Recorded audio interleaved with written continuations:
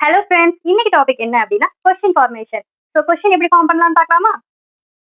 Dash is she, dash is she.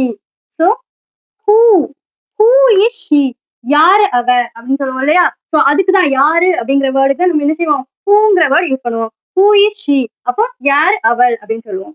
Dash is your dad. So dash is your டேட்னா how, how is your dad. So உங்க அப்பா எப்படி இருக்காங்க அப்படின்னு கேட்போம்ல. So how is your dad அப்படின்னு சொல்லி கன்வர்சேஷன்ல நம்ம பேசும்போது கேட்போம்ல, அதுதான் how. Then dash are your books. So which are your books. So எந்த புக்ஸ்லாம் உன்னுடைய புக்ஸ் அப்படின்னு கேட்போம்ல, அதுக்கு தான் நம்ம விச்ங்கிற வேர்ட் யூஸ் பண்ணுவோம். Then dash will your mother return. So when. So இந்த இடத்துல வென்னுங்கிற வேர்ட் யூஸ் பண்ணணும். வென்னா ஒரு டைமை குறிக்குது. சோ எப்போ அப்படின்னு சொல்ல கேட்போம்ல. சோ எப்போ உங்க அம்மா வந்து ரிட்டர்ன் வராங்க, ஊர்ல இருந்து எப்போ ரிட்டர்ன் வராங்க அப்படின்னு கேட்போம்ல. சோ அதுக்கு தான் when will your mother return.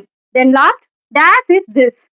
Easy, it is very easy. So post it in the comment box. மாதிரி ஈஸியான இங்கிலீஷ் கத்துக்கணுமா நம்ம சேனலை மறக்காம சப்ஸ்கிரைப் பண்ணிக்கோங்க.